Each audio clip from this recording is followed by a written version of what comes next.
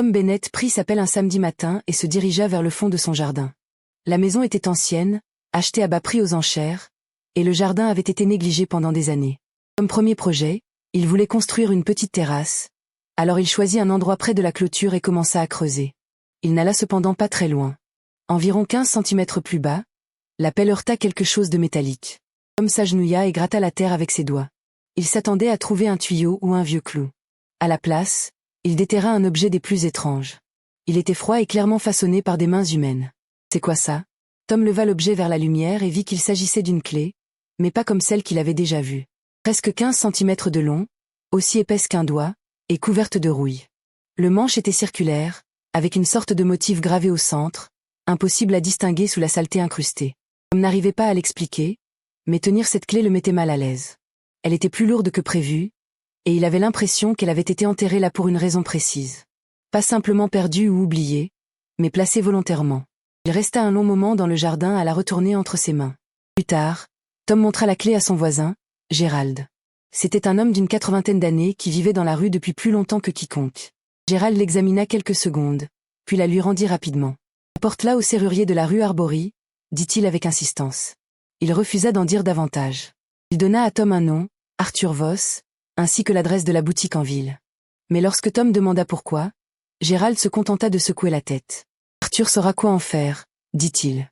Puis il rentra chez lui et ferma fermement la porte. Le lendemain matin, Tom se rendit en voiture dans la partie de la ville, la clé enveloppée dans un tissu posé sur le siège passager. Il trouva la boutique coincée entre une laverie et une boulangerie abandonnée. L'enseigne était ternie et écaillée. Voss Locksmithy. 1971. L'intérieur était faiblement éclairé. Arthur examina la clé sous une lampe de bureau sans dire un mot. Il la fit tourner lentement, ajustant ses lunettes à 2 reprises.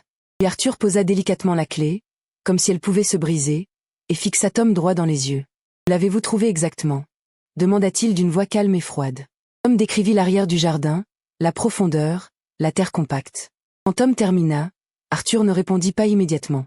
Il retourna encore la clé dans ses mains et désigna le manche. « La plupart des gens regardent les dents, » dit-il. « C'est la partie qui ouvre une serrure. Mais le manche vous dit qu'il a fabriqué, quand et pourquoi. » Il prit une petite brosse et un flacon de solution nettoyante. « Il y a quelque chose sur ce manche que je dois voir clairement. » Il frotta doucement pendant plusieurs minutes.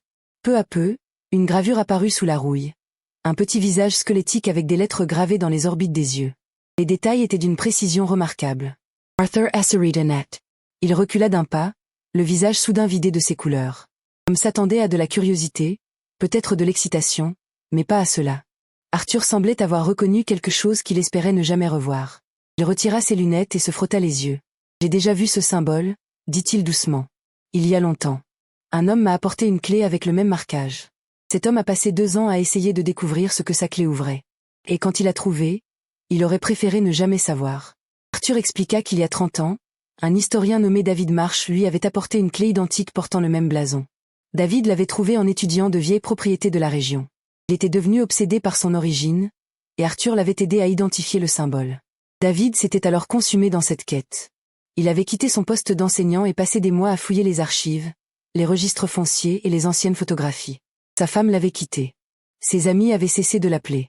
Arthur lui avait conseillé d'abandonner, mais David refusait. Il disait que la clé l'appelait quelque part. Une nuit, il appela Arthur depuis un numéro inconnu. Il respirait difficilement et ne dit que 3 mots. « Je l'ai trouvé ». Quand Arthur demanda où il était, la ligne fut coupée. David Marsh ne fut jamais revu.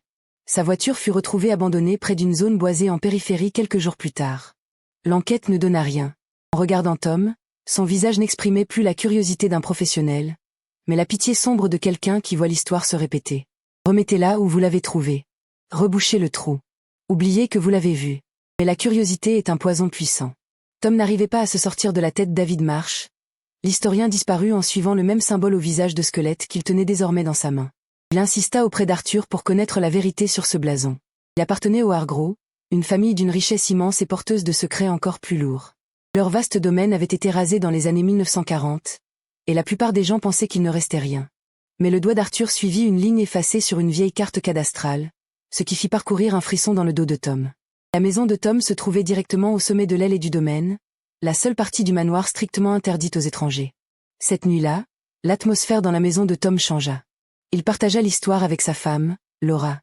S'attendant à du scepticisme, Il la trouva au contraire à 3 heures du matin, éclairée par la lueur de son ordinateur portable, en train de mettre au jour un secret enfoui dans les permis de construction du comté datant de 1952. Leur maison possédait un sous-sol, un niveau qui n'existait sur aucun plan moderne, un espace volontairement effacé du monde. Armé d'un burin et d'un besoin désespéré de réponse, Tom arracha les planches du plancher de la pièce du fond. Sous la maison s'étendait un vide exigu d'un silence étouffant. Alors que le faisceau de sa lampe perçait l'obscurité, il le trouva, une section du mur de fondation construite avec une précision étrange, presque inhumaine. C'était une porte cachée, scellée au mortier par des mains qui voulaient que ce qui se trouvait derrière reste là pour toujours. Le mortier s'effondra sous sa lame. Lorsque la première pierre tomba, un courant d'air glacé et métallique s'échappa, un souffle vieux d'un siècle. En passant sa lampe dans l'ouverture, Tom découvrit une petite chambre de briques. Au centre, posée sur une étagère basse, se trouvait une lourde boîte en fer. La plaque de serrure était sans équivoque. Elle correspondait parfaitement à la clé rouillée du jardin. Malgré l'alarme qui hurlait dans son esprit, l'ordre de Laura depuis l'étage était simple. Ouvre-la. Le mécanisme gémit. Un clic profond résonna dans la pierre sous ses pieds. Le seau était brisé. À l'intérieur, protégé dans un tissu imprégné d'huile parfumée aux fleurs, se trouvait un journal relié en cuir. La confession d'Eleanor Harrov. Les pages racontaient un secret de famille venu d'Europe en 1901, un héritage si sombre qu'il avait dû être enterré en couches successives. Les mots d'Eleanor étaient un avertissement désespéré. La boîte en fer n'était qu'un contenant pour une seconde clé, une clé menant à une pièce inférieure que son père avait scellée pour une raison. Au fond de la chambre cachée, sous des décennies de poussière, ils trouvèrent un anneau de fer dissimulant une trappe en pierre. Tom appela Arthur. Le serrurier arriva à minuit, le visage marqué par la peur. Il reconnut immédiatement la seconde clé.